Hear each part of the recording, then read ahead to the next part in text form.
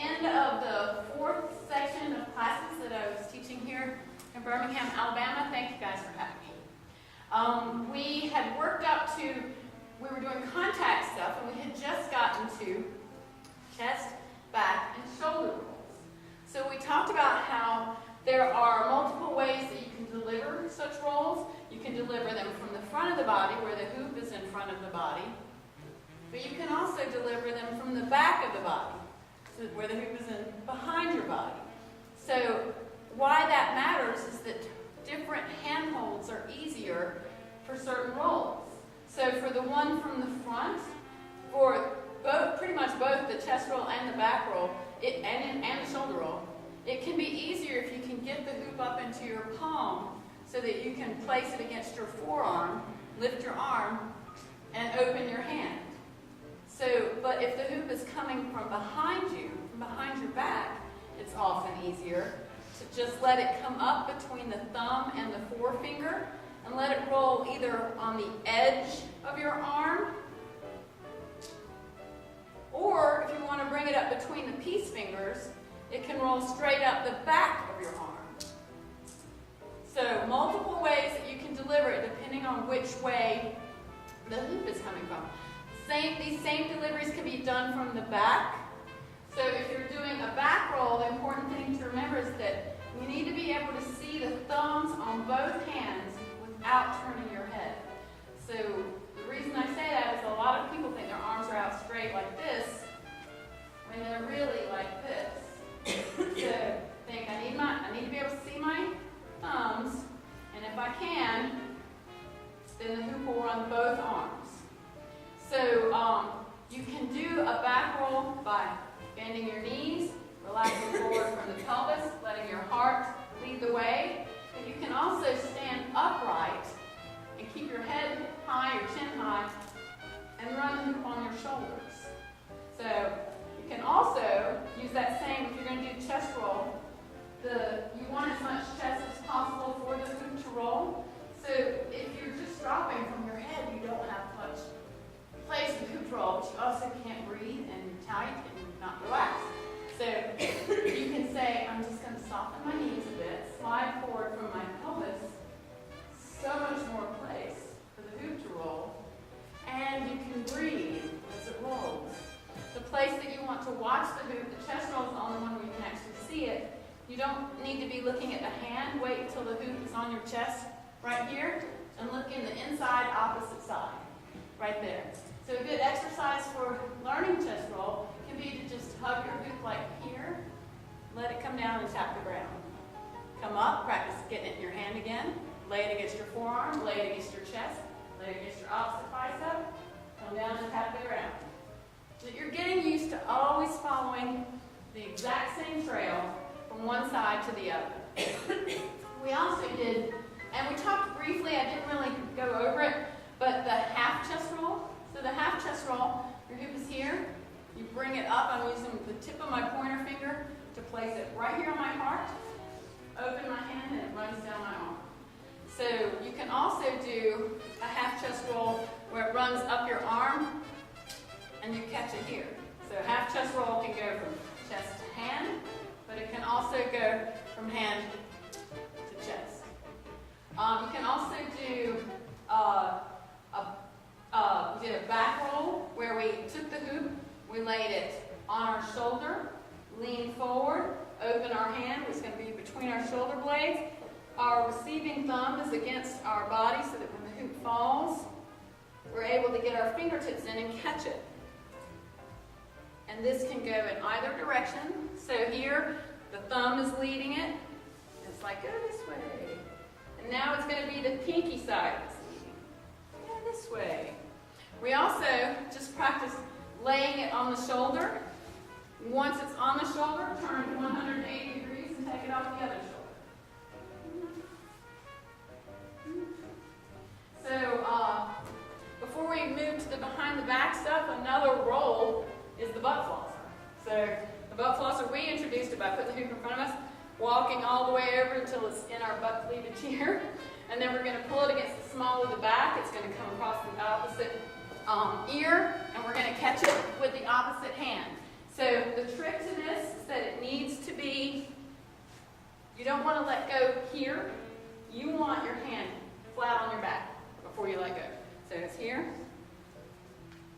And then once you're ready to add some movement to that, you can just jump. I'm handing it from one hand to the other.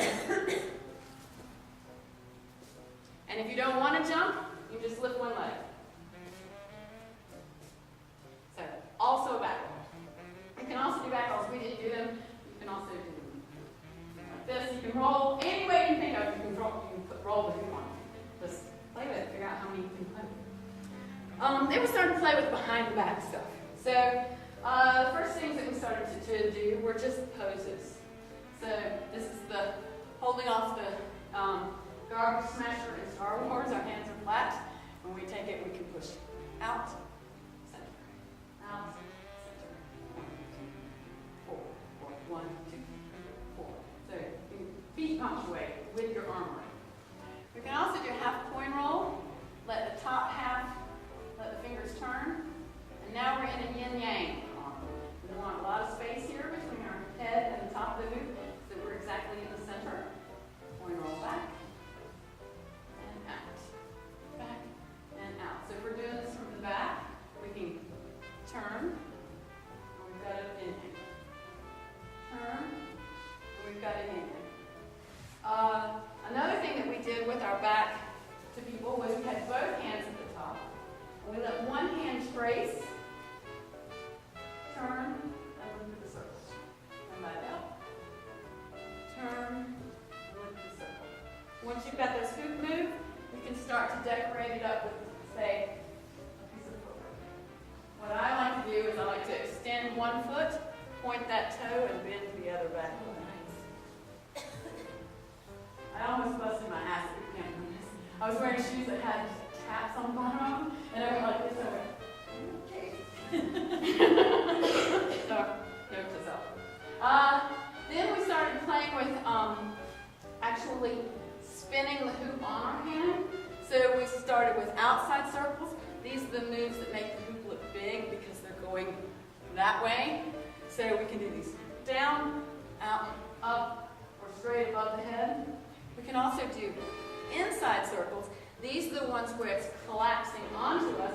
So these are the ones where it's good to do things like barrel rolls and chest rolls and things that we're trying to, or tosses.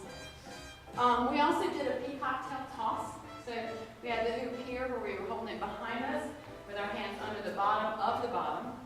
And first we just did a pass. And then we let it catch a little air. And then we had a toss. So we also hooped on our hands behind our body using not our fingertips, but our thumb. So for this, our thumb needs to be pointed to the ground, and then it hits its thumb direction, so it's pointed to the back. And the hoop can hang on it like this. So the trick to this, I often get into this from the weave. Circle in front, circle behind, put my thumb in, now I'm hooping on my thumb. So I recommend just practicing hooping on your thumb so that you start to get your strength build up, and know that you can hoop on your thumb so that it's close to the hand, in the center of the thumb, in the bend of the thumb. But if you want to do that behind the back toss, you want it on the thumb butt, the fat part right here, so that once you take your thumb down, the hoop slides right off. So that toss is we're doing hooping on our thumb. My thumb is pointing towards y'all right now. I'm going to take my other hand out in a straight line, and then I'm going to straighten my first thumb. The hoop's going to go by me, oops, and I catch it. It's 3D. I catch it after it flies by the first time, so I don't want to swat it down on this end. I want to let it go by and catch it from this end. And then once I've caught it, I can just bring it right back up and let it lay behind me. So here. And if you're having trouble catching it because your line is not straight, often we have one hand farther behind and one hand closer up. Turn and look at your delivering hand. And that will make you get your other hand back here so that you can catch it in theory. Theoretically catch it. So after we played with that one, then we started to play. That one is distinguished by the fact that both elbows are completely open the whole time. We also played with down, bend our elbow, let it go, our other hand goes up. We catch it from up here. So a tuck toss from behind. Woo. And you can also, as you start to practice this tuck toss, you don't have to catch it from behind if you don't want to. You can let it come over the same shoulder and catch it from the front. Thank you. You guys, totally in the line of fire. Super great.